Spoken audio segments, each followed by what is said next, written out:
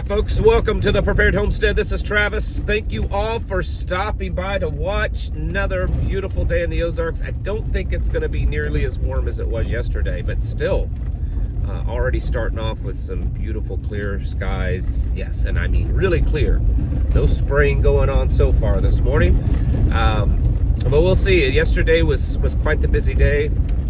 I ended up going on 3 fire calls, so that's a pretty busy day, especially when some of those can last a few hours. Well, the fight between the president and Thomas Massey, Congressman Massey, is still ongoing, it looks like. I've not followed it very closely. Obviously, yesterday I was pretty busy, but yeah, it seems like that there's still and you know, it's interesting, I guess. I'm starting to think that this is all a little ploy, kind of like the whole Zelensky, Trump in the Oval Office thing. Starting to make me feel like that this is just a stunt. I don't know, maybe. But there's beginning to be a big divide amongst the MAGA Republicans of which side that they're taking. And so that's starting to look pretty interesting too. That's happening. A lot of people that have been staunch Trump supporters are starting to say, well, you know, he's not as perfect as I thought he would be. You know, there's the Epstein files and, you know, all of these other things that haven't transpired. So maybe things aren't as perfect as thought before, but yet still no one's saying that Kamala would have been better. So don't even go there. So that's happening. They're trying to work out a 30-day ceasefire with Ukraine and Russia, and Ukraine has said that they will agree to this. They have not officially spoken to Russia about this, but that is supposedly getting ready to happen. But news from the Russian side is that it's unlikely that they will agree to this because it's just a 30-day pause. And Russia says that all this is going to do is just give Ukraine an advantage to resupply, kind of refit everything, and then go back at it. And honestly, I agree with that. I think that's all it would do, because you got to look at it from this perspective. Which advantage is this, or who is going to who's going to benefit from this? There we go. And it would be Ukraine. Russia's not really struggling with their supply chains. They're able to supply themselves. They've got it down pat. Ukraine, on the other hand, struggles, especially with the United States not giving them anything for a while. So it's only going to benefit Ukraine.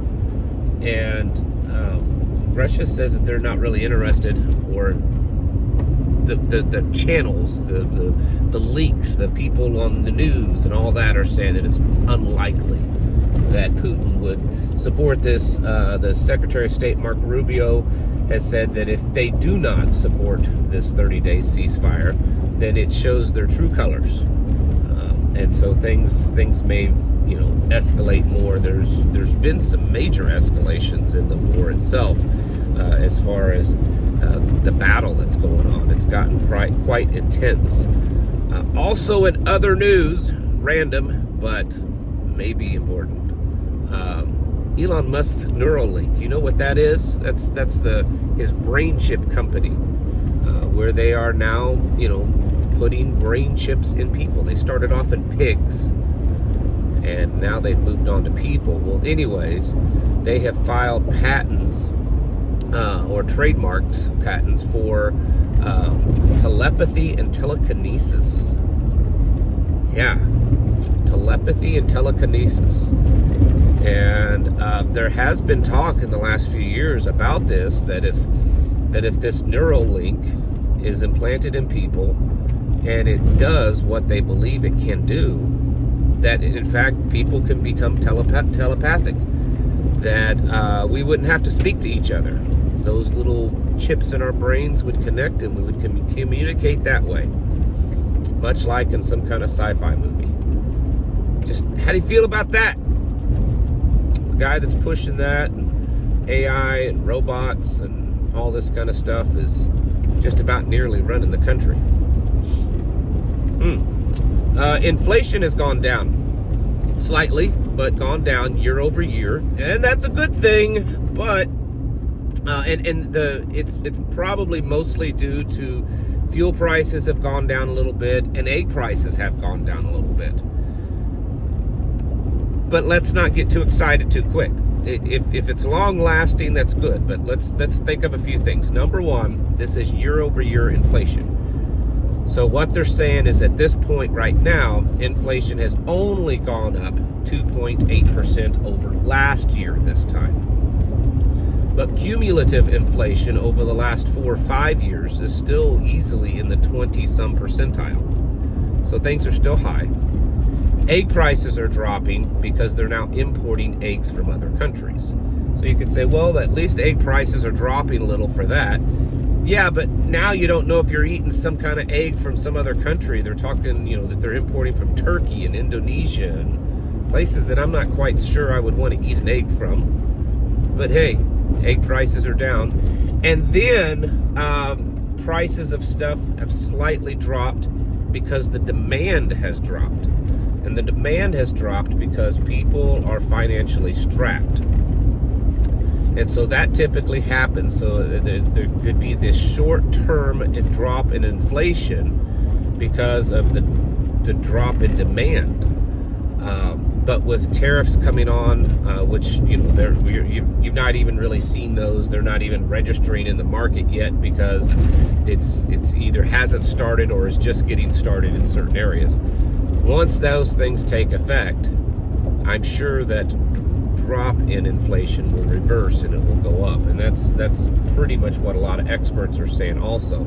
So while it's nice right now to see a little bit less in your fuel prices and a little bit less in the egg prices, you're eating imported eggs, and people are struggling, and that's why prices have kind of gone down.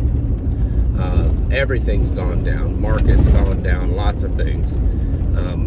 We will see if it's permanent, but more than likely, a lot of that is just temporary. It's all because things are in turmoil right now. Even if you love everything that's happening, it's still chaotic. It's still a lot of turmoil, and it creates uncertainty. Who knows? Who knows what's going to happen? And that's something that we have to be prepared for. Even if, this is what I've been trying to convince so many people, even if you love and agree with everything that's gone on, that the president has done, it's still chaotic. It's still disrupting things. And you might say, yeah, well, it needs to be disrupted. Maybe that's true also. But you should also prepare for the consequences of that disruption. Because in the short term to medium term, more than likely it's going to get pretty rough. And so we have to prepare for that. In the end, maybe his plans, maybe what he's doing will all work out great, and we'll have an extremely prosperous nation, and things will be wonderful. But in the meantime, you should be preparing for things to be quite awful. And I hope that most of you are doing that and not just sitting back and saying, oh, this is great, watching everything being ripped apart and collapsing and people getting fired and all this chaos and stuff.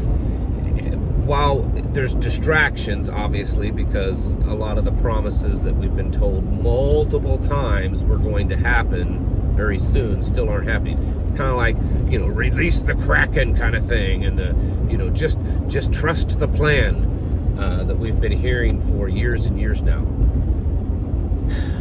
Just keep getting ready, because like I said, it's definitely things are off, and we have to be prepared for the total outcome of what's going to happen, even if we don't know what that is. Because it could be quite severe. So keep getting stocked up, folks.